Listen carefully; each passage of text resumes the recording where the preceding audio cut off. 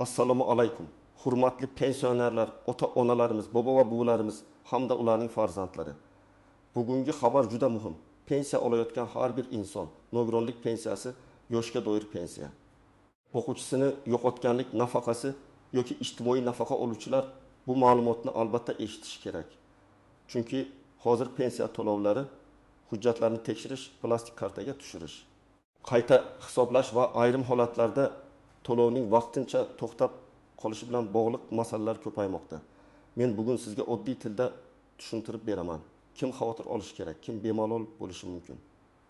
Qanday xatolar pensiyani kechiktiradi va hozirning o'zida nima qilish kerak? Videoni oxirigacha ko'ring. Chunki eng muhim amaliy qadamlarni oxirida aytaman. Hozirning o'zida kanalga obuna bo'ling, like bosing. Bu video boshqa pensionerlarga ham yetib borish uchun yordam bering.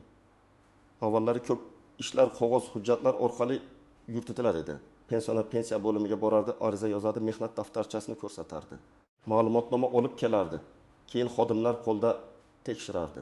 Pulni olish ham ko'pincha pochta orqali yoki naqd chekida bo'lardi. Ba'zi joylarda pensionerning o'zi pochtachini kutardi. Ayrimlar esa bank kassasiga borib navbatda turardi. Hozir esa asosiy o'zgarish shundaki tizimlar raqamlashtirilmoqda. Ya'ni davlat organlari bir-biri bilan ma'lumot almashyapti. Pasport ma'lumotlari, yashash manzili, ish staji, ish haqi, bank karta raqami, nogironlik bo'yicha ma'lumot, vafot etganlik qaydi, chet elga chiqish-chiqmaslik holati kabi ma'lumotlar elektron bazalarda solishtiriladi. Bu yaxshi tomoni bilan tezlik beradi. Ortiqcha qog'ozbozlikni kamaytiradi. Lekin yomon tomoni ham bor. Agar bitta ma'lumot bazada noto'g'ri tursa, pensiya kechikishi, qayta tekshiruvga tushishi yoki to'lov vaqtincha ushlanib qolishi mumkin. Masalan, oldin pasportdagi ism familiyada bitta harf xato bo'lsa ham, ko'pincha xodimlar ko'z bilan ko'rib, tushunib, to'g'rilab yuborardi. Hozir esa elektron tizim Karimov bilan Karimovani boshqa shaxs deb ko'rishi mumkin. Tug'ilgan sana bir kun farq qilsa ham ma'lumot mos kelmaydi. Oldin pensioner manzilni o'zgartirsa, mahallada yoki pochta xodimida bilinar edi. Hozir manzil bazada yangilanmagan bo'lsa, pul tushishi yoki yetkazilishi bilan bog'liq savollar tug'iladi. Eng muhim o'zgarishlardan yana biri pensiya to'lovlari bank kartalari orqali ko'proq amalga oshirilmoqda. Bu qulay. Pul kartaga tushadi, bankomatdan olish mumkin, do'konda to'lash mumkin, farzandlar masofadan yordam berishi mumkin. Lekin bu yerda ham ehtiyot bo'lish kerak. Karta muddati tugagan bo'lsa, karta bloklangan bo'lsa, bank hisob raqami noto'g'ri kiritilgan bo'lsa, pensioner pulim kelmadi deb o'ylaydi. Aslida muammo pensiya tayinlanganda emas, bank rekvizitlarida bo'lishi mumkin. Birinchi guruh pensiyasi odatdagi sanada tushmay qolganlar. Agar siz har oy masalan 8 sanada pensiya olgan bo'lsangiz, bu oy umumiy sana bo'lib ham tushmagan bo'lsa, darrov vahmaga tushmang, lekin befarq ham bo'lmang. Bank ilovasidan, bankomatdan yoki bank filialidan hisobni tekshiring. Ba'zan pul tushgan bo'ladi, lekin SMS kelmaydi. Ba'zan SMS xizmati o'chgan bo'ladi.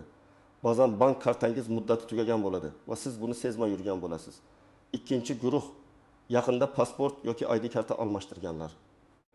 Juda ko'p holatda pensioner yangi hujjat oladi, lekin men pensiya bo'limiga yoki bankka yangi ma'lumotni yetkazmaydi. Elektron tizimlar ma'lum darajada ma'lumot almashsa ham hamma joyda bir kunda yangilanadi deb o'ylamang. Masalan, 68 yoshli onaxon ID karta oldi. Bankdagi eski pasport ma'lumoti bilan yangi karta mos kelmadi. Natijada kartani qayta rasmiylashtirish kerak bo'ldi. Pensiya esa tayinlangan, lekin pulni yechishda muammo chiqdi. Uchinchi guruh manzilini o'zgartirganlar. Agar siz bir tumandan boshqa tumanga ko'chgan bo'lsangiz, vaqtincha farzandingiznikida yashayotgan bo'lsangiz yoki propiska masalasi o'zgargan bo'lsa, pensiya hujjatlarida ham bu aks etishi kerak. Masalan, pensioner ilgari Samarqand viloyatida pensiya olgan, keyin Toshkent shahridagi farzandinikiga ko'chib kelgan. Agar rasmiy tartibda ko'chirish qilinmasa, savollar tug'ilishi mumkin. To'lov qayerdan yuradi? Qaysi bo'lim mas'ul? Qaysi bank kartasi bog'langan? 4-guruh ishlashda davom etayotgan pensionerlar. Bu juda muhim. Ba'zi pensionerlar pensiyaga chiqqanidan keyin ham maktabda, shifoxonada, korxonada, do'konda yoki boshqa joyda ishlaydi. Har bir ish joyi bo'yicha rasmiy ma'lumotlar soliq va mehnat tizimlarida aks etadi. Ayrim turdagi to'lovlar, ustamalar yoki imtiyozlarda ishlash holati ta'sir qilishi mumkin. Men bu yerda shuni aytmoqchiman. Ishlayotganingizni yashirishga urinmang, chunki elektron tizim baribir ko'radi. To'g'ri ma'lumot bilan yuring, keyin ortiqcha to'langan pulni qaytarish talabi chiqib qolmasin. 5-guruh. Nogironlik pensiyasi yoki nogironlik nafaqasi oluvchilar. Bu toifadagi fuqarolarda tibbiy xulosa, nogironlik muddati, qayta ko'rikdan o'tish sanasi katta ahamiyatga ega. Agar nogironlik muddati tugagan bo'lsa, lekin qayta ko'rikdan o'tish kechiksa, to'lov vaqtincha to'xtashi mumkin. Masalan, fuqaro 2 guruh nogironlik bo'yicha nafaqa oladi. Tibbiy ko'rik muddati mart oyida tugaydi. U esa may oyida boradi. Shu oralikda tizimda muddati tugagan deb ko'rinib, to'lov ushlanishi mumkin. Keyin hujjatlar tiklangach ayrim holatlarda qayta hisob-kitob qilinadi, lekin odam 2 oy asabiylashadi. Shuning uchun muddatni oldindan kuzatish kerak. Endi kimlar kamroq xavotir olishi mumkin? Agar sizning pasport ma'lumotlaringiz joyida bo'lsa, karta ishlayotgan bo'lsa, har oy pul o'z vaqtida tushayotgan bo'lsa, manzilingiz o'zgarmagan bo'lsa, nogironlik bo'yicha muddatli hujjatingiz bo'lmasa yoki muddat uzaytirilgan bo'lsa, sizda hozircha vahima qilishga asos yo'q. Lekin baribir yilga hech bo'lmaganda bir marta pensiya miqdorini, bank rekvizitlarini va shaxsiy ma'lumotlarni tekshirtirib qo'yish foydali. Birinchi misol. Abdulla aka 7 yoshda har oy 1800 ming so'm pensiya oladi.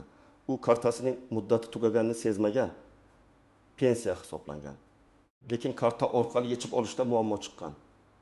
U pensiyamni kesib tashlashdi deb o'ylagan. Bankka borganda ma'lum bo'ldiki, yangi karta chiqarish kerak ekan. Bir necha kun ichida masala hal bo'lgan. Xulosa.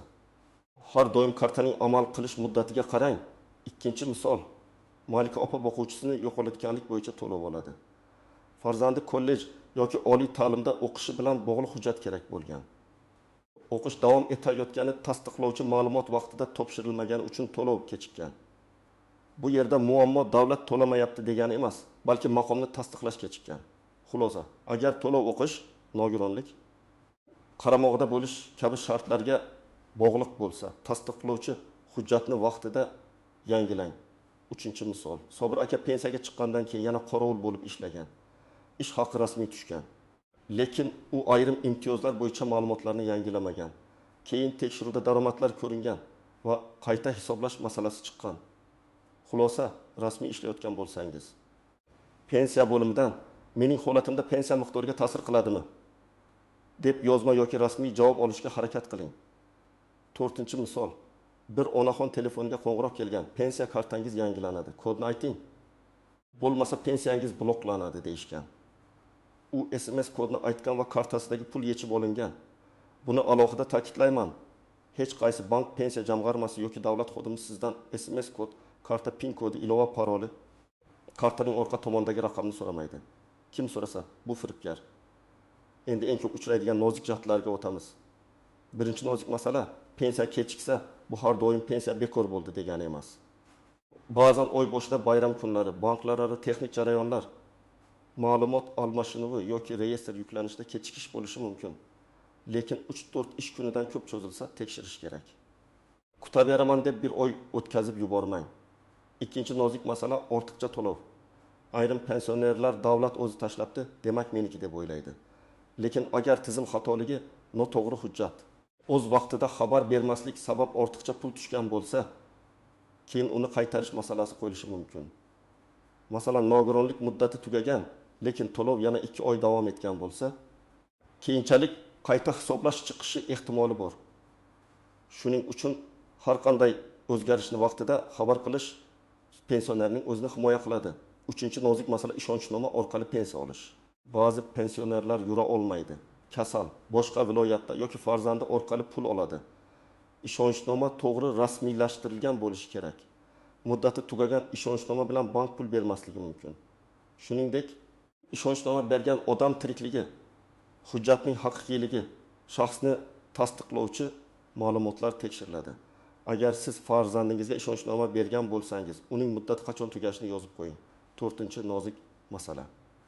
Chet elga ketish. Pensioner uzoq muddat boshqa davlatga ketgan bo'lsa, bu ayrim to'lovlar, tekshiruvlar va ma'lumot yangilanishiga ta'sir qilishi mumkin. Men hammaga bir xil qoida aytmayman, chunki holatlar turlicha.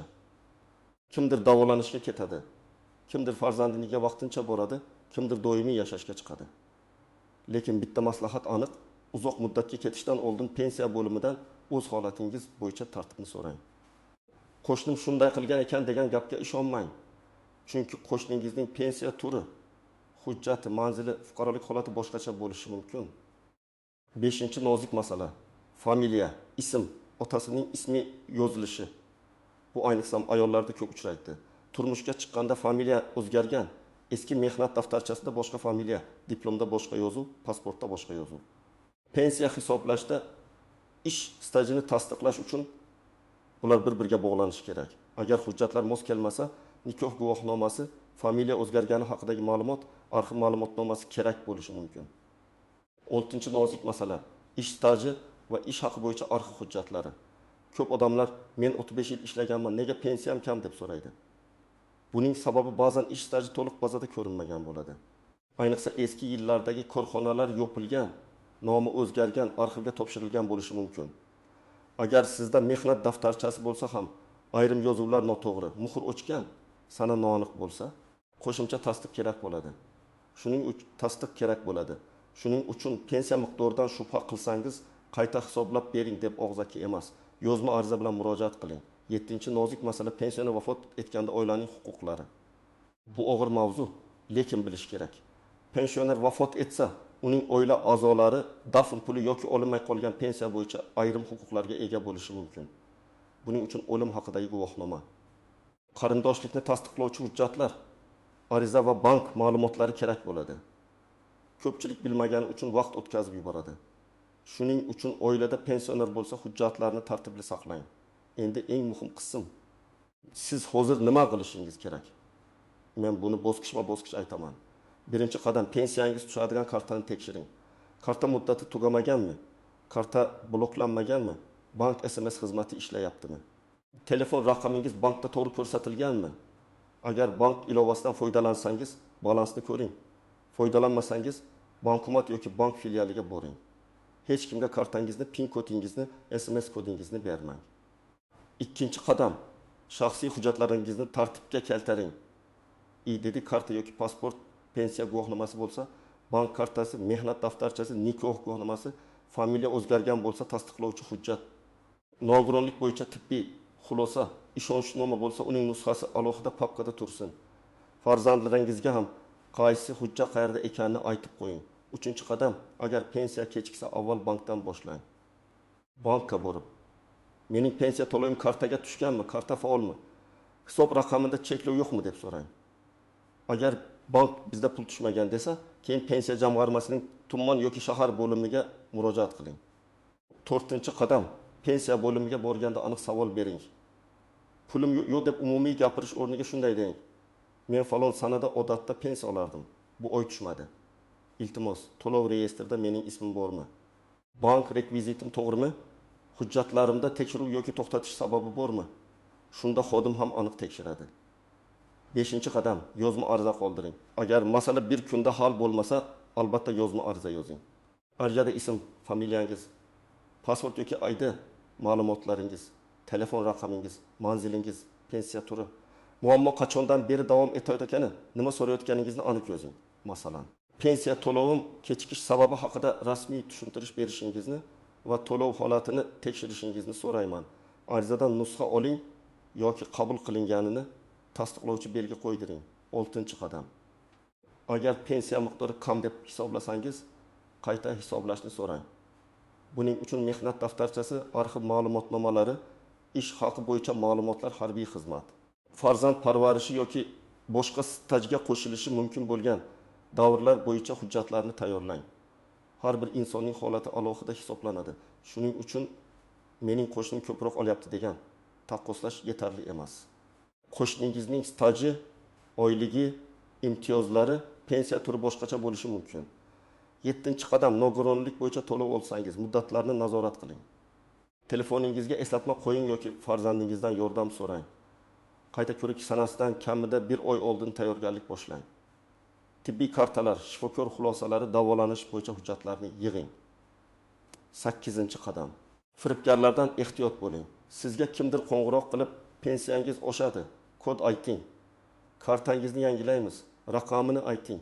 yordam puli chiqdi, oldin xizmat haqqini to'lang desa darhol suhbatni to'xtating. Rasmiy tashkilotlar pul chiqarish uchun SMS kod so'ramaydi, oldindan karta paroli talab qilmaydi. Agar shubhali holat bo'lsa, bankning rasmiy raqamiga o'zingiz qo'ng'iroq qiling yoki yaqinlaringiz bilan maslahat qiling. 9-qadam. Telefon raqamingizni yangilab qo'ying. Ko'plab xizmatlarda SMS xabarnoma, bank tasdiqlovi, davlat xizmatlari xabarlari telefon raqamiga bog'liq. Agar eski raqamingiz ishlamay qolgan bo'lsa, bankda ham, kerak bo'lsa pensiya bo'limida ham yangisini ko'rsating. 10-qadam. Hujjatlaringizni suratga olib xavfsiz joyda saqlang, lekin buni ham ehtiyotkorlik bilan qiling. Pasport, karta, hujjat rasmlarini begonalarga Telegram yoki boshqa messenjer orqali yubormang. Faqat ishonchli farzandingiz yoki yaqin qarindoshingizga zarurat bo'lsa ko'rsating. Hurmatli pensionerlar, bugungi asosiy xabar shuki, pensiya tizimida nazorat va raqamlashtirish kuchaygan sari hujjatlarning to'g'riligi, bank kartaning ishlashi va manzil va shaxsiy ma'lumotlarning mosligi juda muhim bo'lib qoldi. Pensiya kechiksa, avval bankni tekshiring. Keyin pensiya bo'limiga aniq savol bilan murojaat qiling. Hujjatlarni tartibga keltiring, muddatlarni o'tkazib yubormang. Firibgarlarga aslo kod va karta ma'lumotlarini bermang.